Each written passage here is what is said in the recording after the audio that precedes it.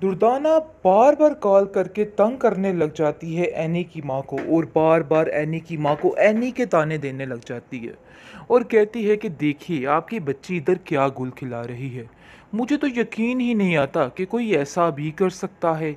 आखिर कैसे इतने बड़े कदम उठा सकती है ये लड़की। वो जानती भी है कि इसकी शादी मेरी आयमा के साथ होने वाली है और फिर भी इसके बावजूद अफान के पीछे पीछे। आखिर ये क्या माजरा है, आप अपनी बेटी को समझाती क्यों नहीं हैं। आगे से आप देखेंगे कि ये सारी बातें अफान सुन लेगा और अफान कहेगा कि मुझे अब समझ आई कि आप क्यों बार बार उनकी तरफ जाने की कोशिश कर रही हैं और क्या करना चाह रही हैं। आप बहुत ही गलत कर रही हैं, लेकिन आप जो सोच रही हैं ना हाला, ऐसा कभी भी नहीं हो सकता है। मैं कभी भी आयमा से शादी नहीं करूँगा। आगे से आप देखेंगे कहती है कि ये हमारे बड़ों का मामला है, तुम्हारी माँ ने खुद इस चीज़ की हामी भरी है, तो देखो भाई तुम इस मामले में मत पड़ो तो ही बेहतर है। हालांकि वह जानते हुए कि वो किस कदर बदतमीज़ी करता है आयमा के साथ, यानी कि सख्त नापसंद करता है इनकी हरकतों की वजह से, लेकिन फिर भी एक ज़िद के पीछे, एक पैसे के पीछे ये दोनों माँ बेटी इसके पीछे पड़ चुकी हैं। और आयमा कहती है कि अब तो मैंने इस बात को ज़िद बना के रख लिया है कि अब ये काम मैं करके ही रहूँगी।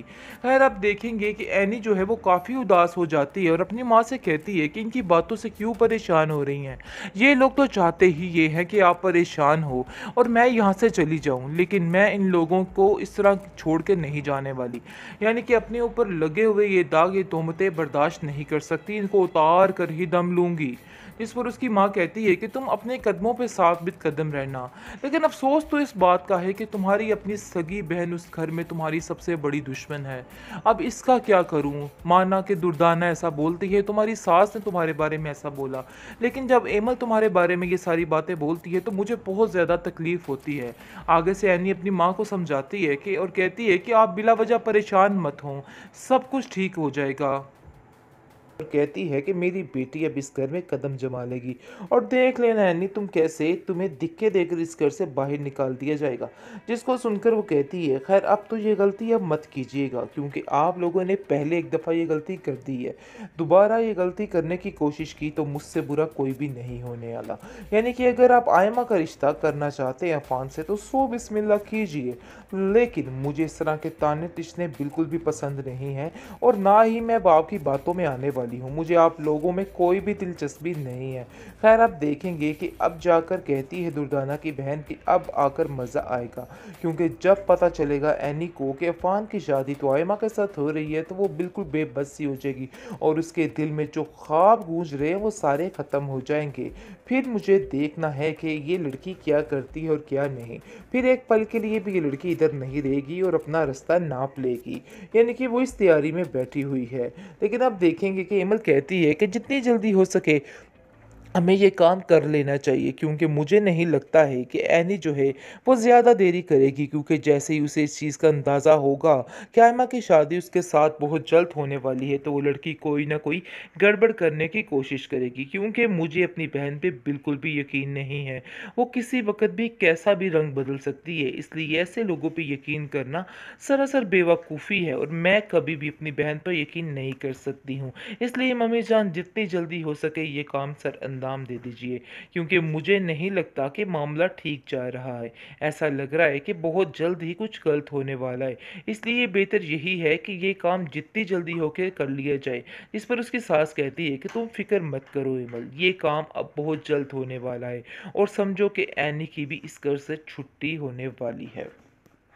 ड्रामा सीरियल बेरंग की नेक्स्ट एपिसोड में आप देखेंगे कि किस तरीके से अब जाकर एमल अपनी सास को अपने हाथों में करना चाह रही है और चाह रही है कि सब कुछ उसके हाथ में हो जाए और हर बंदा उसके खिलाफ हो जाए। ये काम तो वो ऑलरेडी कर चुकी है, लेकिन मज़ीद वो उसकी ज़िंदगी को वबाल बनाने की कोशिश में लगी हुई है और चाहती है कि कुछ ऐसा हो जाए कि सब धिक्के देकर उसको इस घर से निकाल दें।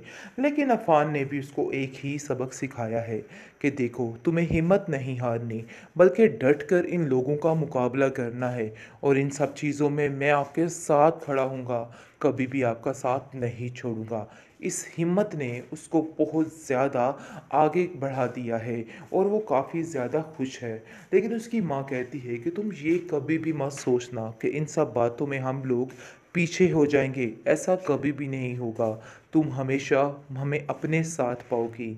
मैं तुम्हारा साथ देने के लिए हमेशा तैयार हूँ और एमन को तो मैं कभी भी माफ़ नहीं करूँगी, क्योंकि एमन ने जो कुछ किया है बहुत ही गलत किया है। आखिर कैसे तुम्हारे साथ वो ये सब कुछ कर सकती है और अपने घर वालों को तुम्हारे खिलाफ कर सकती है? सिर्फ एक लालच की खातिर उसने अपना ईमान ख़राब कर लिया। काश उसे इस चीज़ की समझ आ जाती और इन सब चीज़ों पर वो ठीक हो जाती, लेकिन मुझे यकीन ही नहीं आ रहा कि वो मेरी बेटी है। दूसरी तरफ आप देखेंगे कि शहरयार कहता है अपनी माँ से कि मुझे लगता है कि अफ़ान कोई और गेम चलना चाह रहा है, और आपकी बातें 100% ठीक हैं, कोई भी गलत बात नहीं की आपने, और ये सिर्फ़ और सिर्फ सारा पैसा हथियाने की कोशिश कर रहा है, जिसकी वजह से वो एनी के आगे पीछे घूमता रहता है। मुझे तो इसकी नीयत में फतूर लगता है। जिसको सुनकर वो कहती है, हाँ ये हकीकत है, मुझे एमल ने भी यही कहा है और एमल का भी यही नज़रिया है, और एमल बिल्कुल दुरुस्त कह रही है। उसकी किसी बात में कोई भी खोट, कोई भी झूठ नहीं है। मुझे अब उसका यकीन आ चुका है।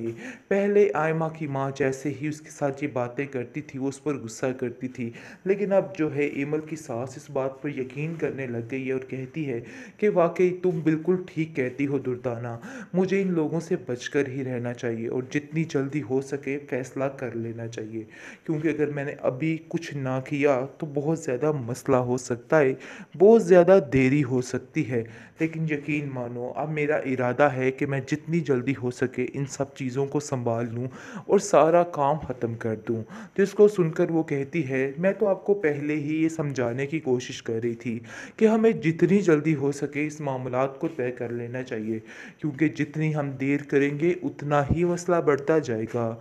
इन सब चीज़ों को लेकर अब बहुत ज़्यादा परेशान हो चुकी है शहरयार की माँ, और कहती है कि बस अब ये काम मैं जल्द ही करती हूँ, ताकि जो अफ़ान है वो भी अपनी आई पर आ जाए, यानी कि अपने आपे में रहे। वो जो सोच रहा है ऐसा कुछ भी नहीं हो सकता है।